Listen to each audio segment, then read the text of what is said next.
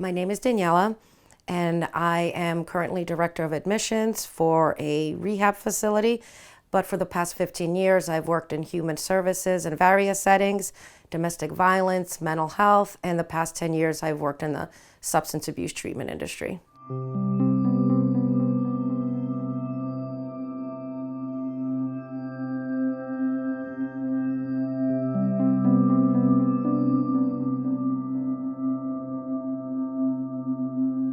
10 years ago, there was no clinical component when it came to the substance abuse treatment industry. None. It was just, there's one way to do this, and that's through the religious organization of 12-Step Alcoholics Anonymous, and that was considered treatment at the time. There were treatment facilities in Florida that were completely unlicensed by the state. No state individual or legislator even knew that treatment centers existed. They were kind of like individuals with no licensure, no accreditation whatsoever that got sober themselves and just decided, hey, you know, this could be a good moneymaker. And these are individuals that have criminal offenses, large criminal offenses from when they were using drugs. So it was completely unregulated. Nobody was monitoring this. I mean, it was the Wild West. That's what they called it. So anybody could have opened up a treatment facility, not register it with the state. And that kind of helped create the breeding grounds for corruption. One person saw this treatment center owner was doing it, then the next one. Before long, it became the norm, which led to a lot of client deaths, which led to a lot of insurance fraud, which led to a butterfly effect of complete and utter disaster.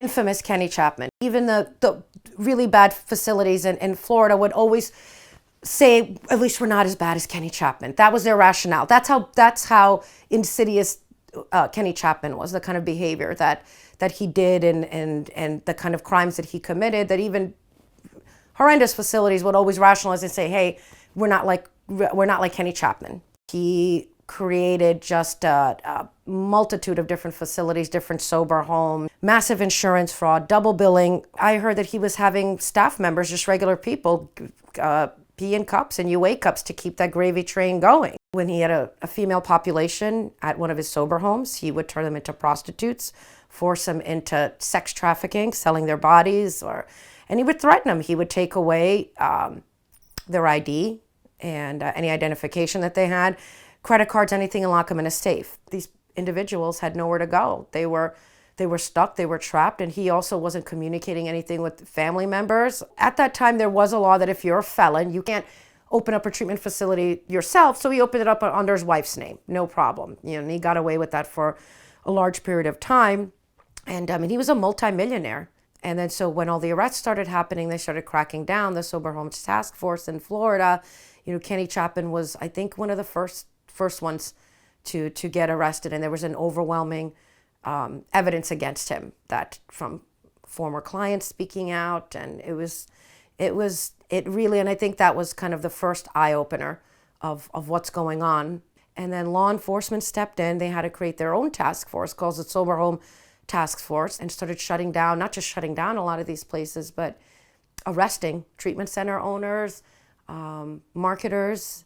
And so it completely changed the climate of substance abuse treatment in the state of Florida. It really did. And I would say that Florida is one of the safest places right now. I mean, there's always bad actors. There's always people that are just going to ignore it. But where in the past it was a norm how these treatment centers were operating corruptly, where now that is completely out of the norm. Because of what happened in Florida, it's changing the climate in other states for them to curb these abusive practices as well. So they're really setting a standard. You know, before they used to be the leader in corruption in the treatment industry, and now they're really becoming the model of what this industry is supposed to look like. And you know, they're still growing with it. They're still growing pains with it. However, right now I would be like, as far as substance abuse legalities and practices, that's the safest place to I would say to send somebody if they're looking to receive out-of-state treatment.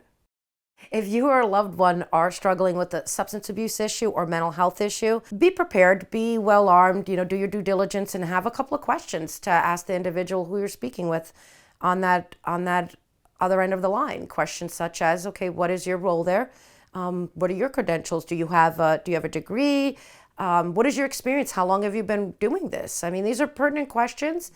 A lot of these facilities will hire kids straight out of coming out of a rehab, 90 days, clean and sober, and they're basically trying to, sell people into treatment. And other questions that you can ask them specifically about the facility are questions like, how many licensed mental health licensed by the state, do you have working at your facility? It's very critical and it's very important that there is 24-hour nursing care, real nurses, not just LVNs, that there's RNs, that there's a doctor on site that can do a screening for them when they come in. And these are critical things that individuals are coming off of that meet medical necessity and that require actual medical attention. I guess the big message would be for individuals that are struggling either with substance abuse or mental health issues is dig deep within inside yourself. You inherently know what's going to work for you. You know it. You feel it. It's there. It's there. Don't try to let somebody else convince you of what's going to be right for you and what's going to save you. Inherently deep down inside, we all know. That was through my experience. For family members, my big message would be listen to your loved ones. Have some compassion and just listen to what your loved one is saying and ask them, what do they think is going to help them? I think that's a big question that a lot of people don't ask those that are suffering from either mental health issues or they're just being coerced, without asking them, what do you think is going to work for you? What do you think is going to help you? And validate and listen to that regardless of what they say. The biggest change I think the industry itself can make is to literally start accepting different pathways of recovery. It has been a single track tune, so to speak, for decades, and that's not fair. It's not fair. There's people out there that got better through smart recovery. There's people out there that got better just through church. There's people out there that got better, like myself, through plant medicines, ancestral healing. There's so many different paths to recovery, and that needs to break wide open. This whole thing that there's only one way to get better, I think it's hurting a lot more people than it is helping. There's many tools that we have in our arsenal, that are evidence-based, that have been used for thousands and thousands of years by all sorts of different practitioners to heal people on all sorts of different levels, and such as ibogaine, ayahuasca, psilocybin. I mean, these are ancient technologies that have been used for centuries, that tools that we have at our disposal, at our arsenal, and that are not being explored and studied, and they're not being used.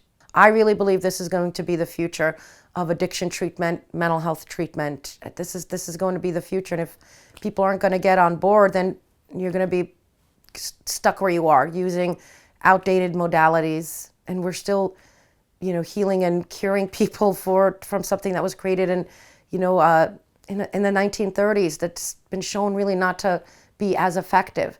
And the point being is that there's other pathways to recovery. There's so many different avenues that somebody can take, and that's not being explored.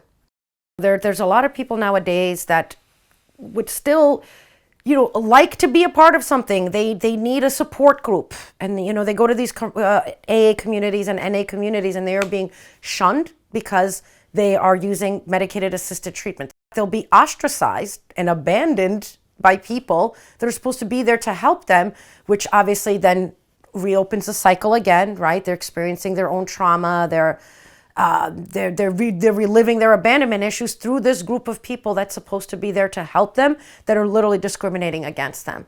Stop. You have no right to tell somebody else what their recovery should or should not look like. That's frustrating. The fact that, like, me as a treatment professional, I can't be open about what led to my path of quote unquote recovery, that I can't openly disclose this saved my life, like ayahuasca saved my life, like plant-based medicines are amazing. Like, I want to shout it like in the mountains. I want to scream it at work. I want to be like, this is what helped me. It could help you too. And I can't do that because I could lose my job. It's not something that can be openly talked about yet. And that's still looked at in the treatment industry as something weird, and some people even call it a relapse. I mean, it's just, when it's such an amazing tool of insight. I think that it could benefit so many people who struggle with addiction issues. Like they could go to 10,000 rehabs and it wouldn't be nearly as effective as one session with ayahuasca. And that's a fact. This is not just some kind of, hippie-ish drug that people are taking to get high. This is something it takes a lot of courage and bravery to actually even, partake in ayahuasca. A lot of courage, a lot of bravery to walk into it, sit in it, and come out of it. I think it could just help so many people if so many people were just a little bit even open-minded and willing to listen. But the thing is that the normal population doesn't even know this. They know just one way, go to your standard cookie cutter rehab, and a lot of those cookie cutter places end up harming people more than they help them.